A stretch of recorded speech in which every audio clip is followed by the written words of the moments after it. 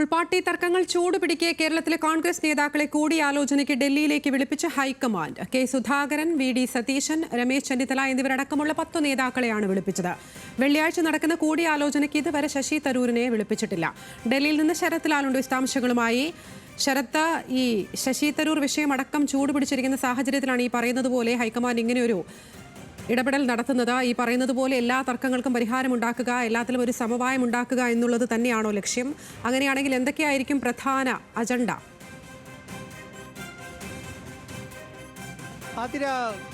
വെള്ളിയാഴ്ച, അതായത് വെള്ളിയാഴ്ചയാണ് ഇത് സംബന്ധിച്ച നേതൃത്വ യോഗം വിളിച്ചിരിക്കുന്നത്. ഡൽഹിയിൽ പുതിയ ACC ആസ്ഥാനത്താണ് യോഗം വിളിച്ചിരിക്കുന്നത്. കാരണം കേരളത്തിൻ്റെ ചുമതലയുള്ള ACC ജനറൽ സെക്രട്ടറി ഇന്നലെ രാത്രി തന്നെയാണ് ഈ നേതാക്കളെ നേരിട്ട് വിളിച്ചിട്ട് നിർബന്ധമായി യോഗത്തിൽ പങ്കെടുക്കണമെന്ന് പറഞ്ഞിരിക്കുന്നത്. ഇതിൽ 2 പ്രധാനപ്പെട്ട വിഷയങ്ങളാണുള്ളത്.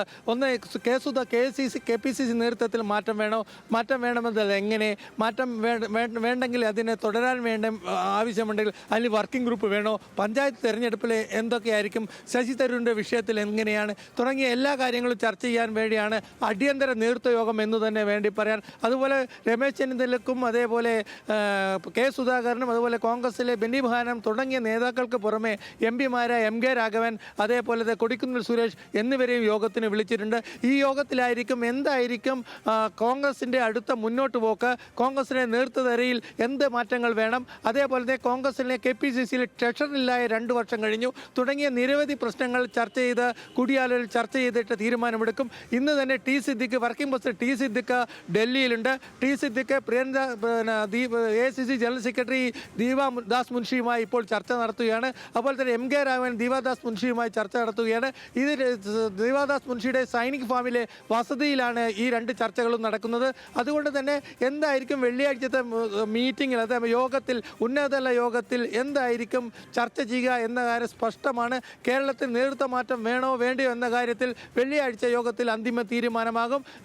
സുധാകരൻ തുടരണമെന്ന് വാദിക്കുന്ന ഒരു വിഭാഗവും സുധാകരൻ മാറണമെന്ന് വാദിക്കുന്ന വിഭാഗം, 2 വിഭാഗത്തിനെയും ചർച്ചയ്ക്ക് വേണ്ടി വിളിച്ചിട്ടുണ്ട് എന്നാണ് നമുക്കറിയാൻ കഴിയുന്നത്. ഏതായാലും തെരഞ്ഞെടുപ്പിന് മുന്നോട്ട് പോകുമ്പോൾ കേരളത്തിലെ കോൺഗ്രസിലെ തമ്മിലടിക്ക് ഒരു പരിഹാരം കൂടി ആവുന്നതായിരിക്കും ഈ നേതൃത്വ യോഗം എന്ന് നമുക്ക് കരുതേണ്ടി വരും. ശശി തരൂരിന് ഇതുവരെ ക്ഷണം ലഭിച്ചിട്ടില്ല. സംസ്ഥാനത്തെ പ്രധാന നേതാക്കളെ ഹൈക്കമാൻഡ് ഡൽഹിയിലേക്ക് വിളിപ്പിച്ചിട്ടുണ്ട് എന്നുള്ളതാണ്. വെള്ളിയാഴ്ചയാണ് യോഗം. നേതൃമാറ്റം അടക്കം യോഗത്തിൽ ചർച്ചയാകും എന്നുള്ളതാണ് മനസ്സിലാക്കുന്നത്. ശരത് ലാലാണ് വിശദാംശങ്ങൾ നൽകിയത്.